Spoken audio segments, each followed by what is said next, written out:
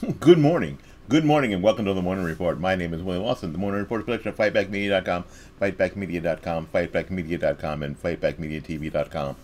Oh my goodness. So you saw it. So you saw it. So you saw the debate. Okay, hardly a debate, more of a TV event. We're going to break it down right here when we get started here on the Morning Report.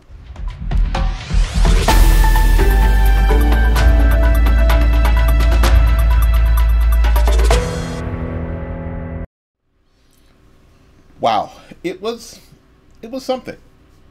Now you guys know that I hardly ever listen to these or watch these things because they are usually extremely unhelpful, and this one was unhelpful as well. I mean, just unhelpful. And what I mean by that is that when you watch a debate, hopefully, or you watch candidates, you hope to listen to what they say and see if they agree with your point of view or if they agree with what you think should be done in certain situations, to see if if you're on the same on the same track. Uh, and that's our co-host TC Queen TC Tobin's the first. You'll be hearing her throughout this broadcast, but in this particular instance, the battle lines, if you will, have already been drawn. You either are pro-Trump or anti-Trump. We already know that. There isn't anybody who's I'm kind of on the fence about Trump. I don't really know. I don't yeah. I don't really know much about him. There is none of that. And just like there is, well, I'm kind of on the fence about Joe Biden. I don't know very much about Joe Biden. Joe Biden's been in government for 50 plus years. And I'm sorry, there's almost no way that you don't know who Donald Trump is.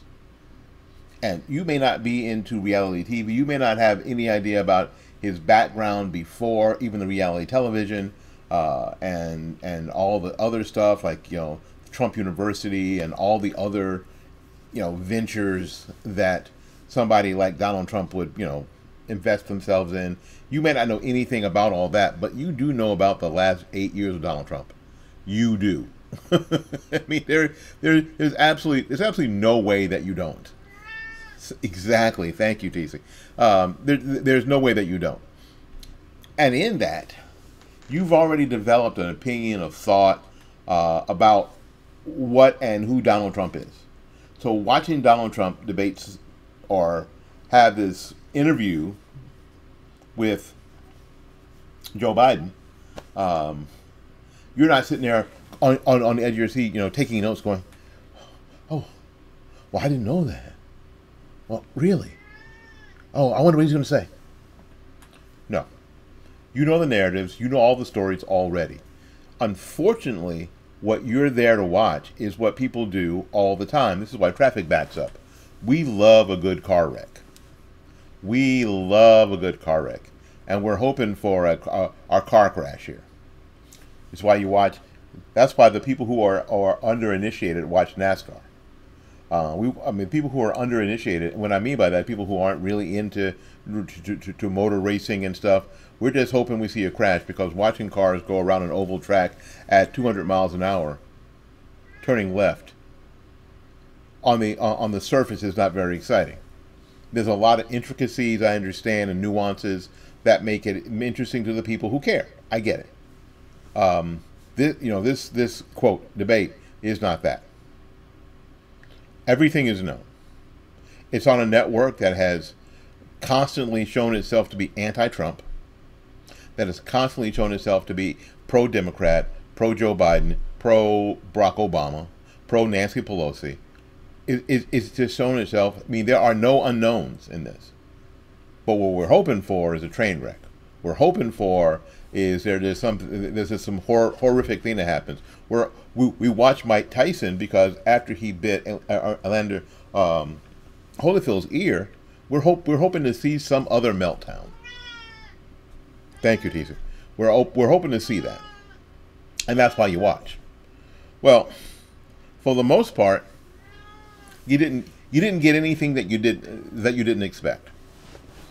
There were a couple of times where it seemed that President Biden sort of locked up Now, had we been seeing that before, that wasn't, you know, that wasn't surprising. And of course, the spin media showed up and said, "Well, he had a cold and blah blah blah. He's tired. He's running the country. Oh my goodness." Well, Joe Biden said it best. I'm old. And yeah, we knew, you know. But any of that, that's really not what the problem is. The problem isn't with Joe Biden's performance, and that term is being used a lot when talking about the debate that happened a couple days ago. That's not really what the problem is. The problem is the policies. The policies that have caused prices to increase and inflation to happen. That's the problem. That's it.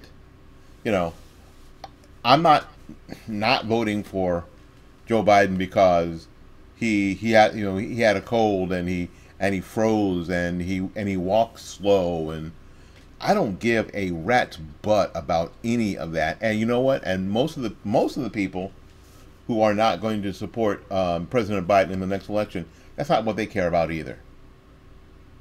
They care about the policies that have been detrimental to their own well-being as citizens of the United States. That's what they care about. That's exactly what they care about. And yes, they are looking at this person, seeing that there isn't any way, in their opinion, or my opinion, that this guy needs to be running the country in his current physical state. Yes, it figures in, but it's not the deciding factor, because what a lot of us already know in the past 4 years, Joe Biden is not running the country. He is not the leader of the free world. He is not. Because the leader of the free world can't be in the physical condition that Joe Biden is in. I blame Jill. I blame Jill for putting Joe Biden in this mess. I blame Jill. Well, why do you blame Jill? Well, because, frankly, they've been married a long time. And in my viewpoint, it is, for me especially, it is part of the wife's job. It is part of the spouse's job to protect the spouse. Not just from danger. It isn't like Joe needs to show up with his, with his 38, waiting to do damage to anybody that he thinks might harm one of his children or mistreat his wife. That's part of it, but that's not what I'm talking about.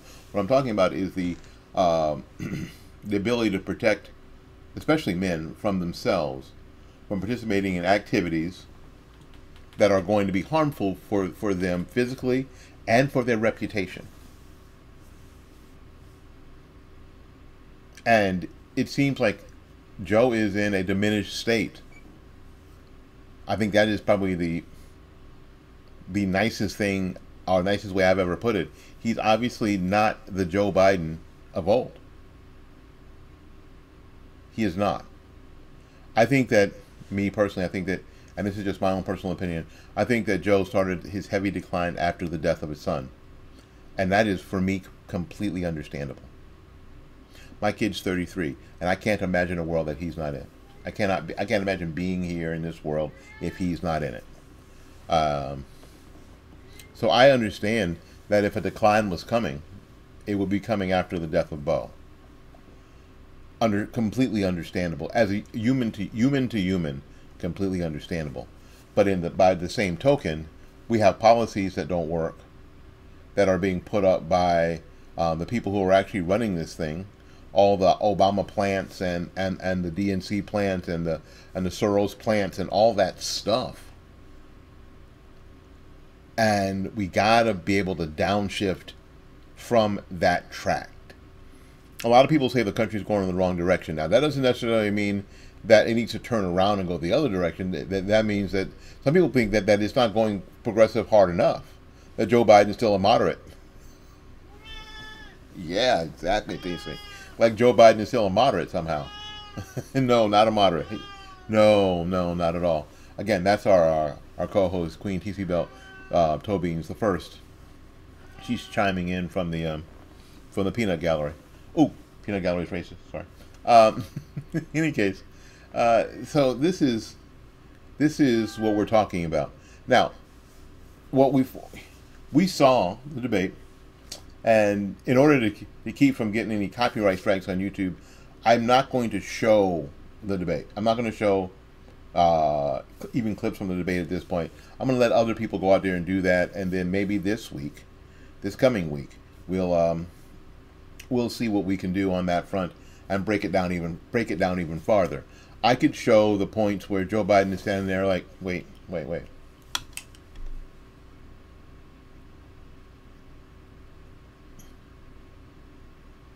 Yeah. But why? I'm not here to embarrass Joe Biden. I think that whole, that whole mentality, and I mentioned that before, this middle school mentality that, that thinks that it's great political, I don't know, commentary to try to embarrass somebody, and I'm not. Oh, that is not what we're about. If you didn't see it, you can find the entire debate on YouTube, and you can see the points where the president struggled. He's struggling.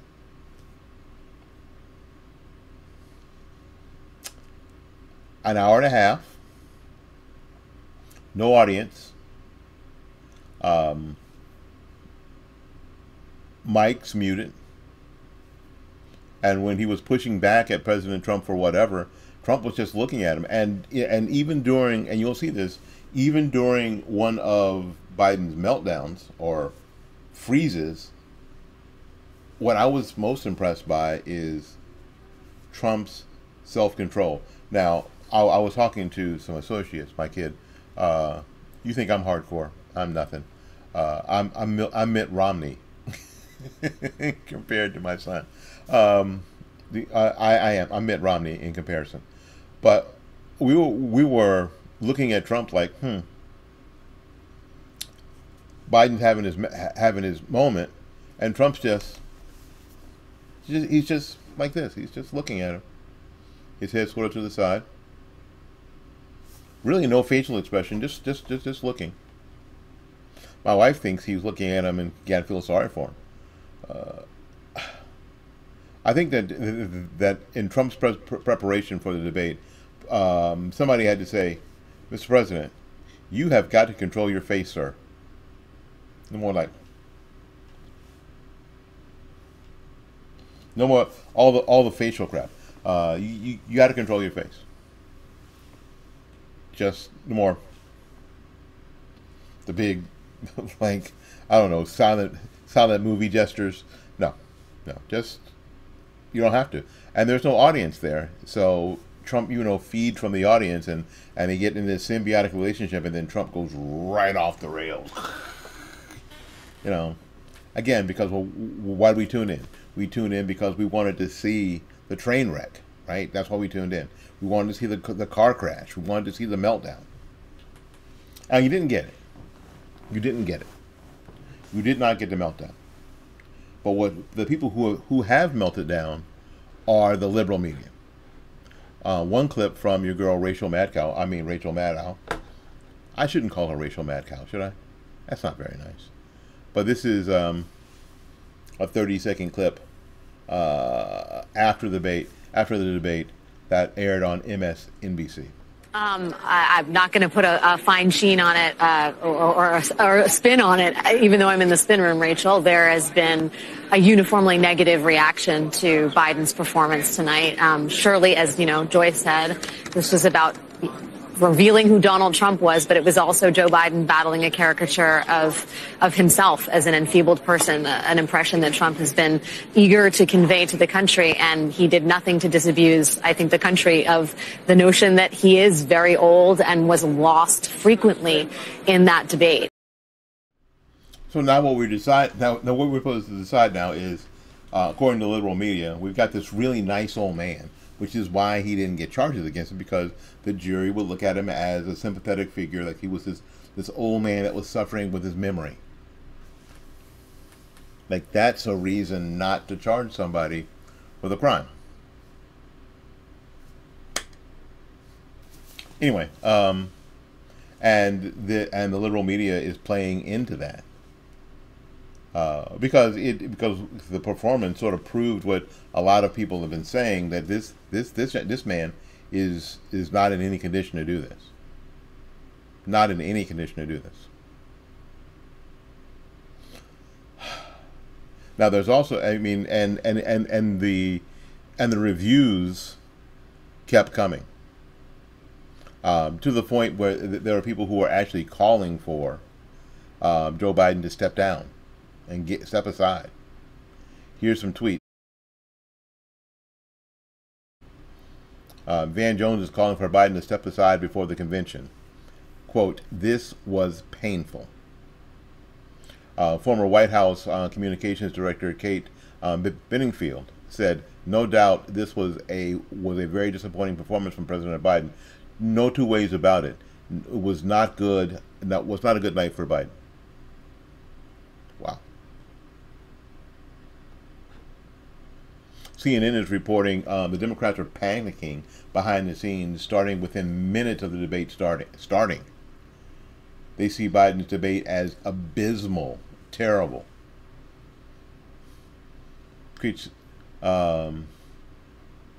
Tizella tweets, "Look, this debate was a total and complete disaster for Biden. He looked old. His answers trailed off repeatedly.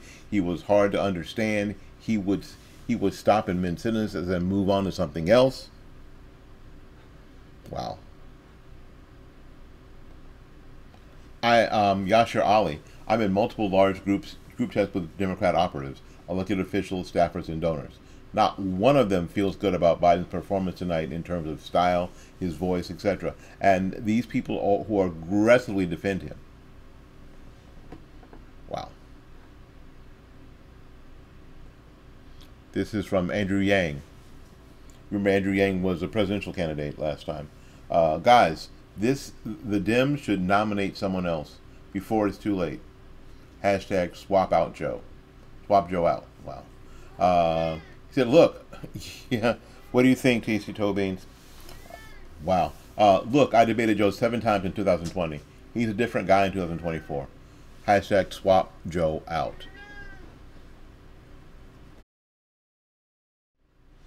Now, removing Joe from the ballot, or getting him out the way before the convention, would cause chaos, even more chaos, at the Democratic National Convention, because the natural selection is not Kamala Harris. The natural selection, if Joe Biden steps down, is not Kamala Harris.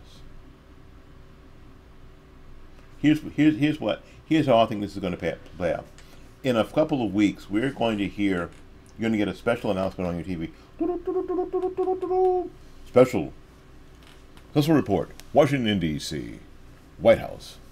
President Joe Biden was taken to Reed Hospital today for observation after a medical event in the White House.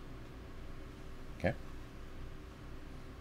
So what's going to happen is that he's going to recover from that event after a few days and be able. Well, it seems that the president will be able to finish his term, according to White House doctors. Finish his term. And in the midst of that, it'll be that he won't be seeking re-election, which will open the door for Democrat mayhem. Mayhem. At that point, all Republicans will have to do, if they're smart, is stay the course. That's all they have to do. Stay the course. Trump's your dude. Love him or hate him, Trump is your dude. Now, what we're going to see then is a surge from Robert Kennedy folks, aiming for and trying to pull away the Biden supporters. We're going to see the Ross Perot effect. Remember the Ross Perot effect? This is what this is going to cause, the Ross Perot effect for the Democrats. It should if again, if Republicans don't put their foot in it, which they've done before, it should guarantee a Trump victory. It should. We'll have to see. And if my little narrative and scenario doesn't play out, I'm like everybody else. I'm just guessing. I have a coffee cup, but I don't have a crystal ball. If you ask me what I think is going to happen, that's what I told you. Just to give you something to think about. We're going to again. We'll see how people running clips on YouTube from the debate, how that goes, especially with copyright and the like. And if it goes well, we'll grab some of those clips for you, and we'll play them, and we'll break it down even further this week. I hope that you had a great weekend, and listen. Here's what you do. Just like we pray over our food, pray over your country. Let God be God. All right, we got to get out of here and make room for someone else. So until we see you again, go out there and learn something, love somebody, and for goodness sakes, y'all take care of yourself. We will see you when we see you. Bye-bye now.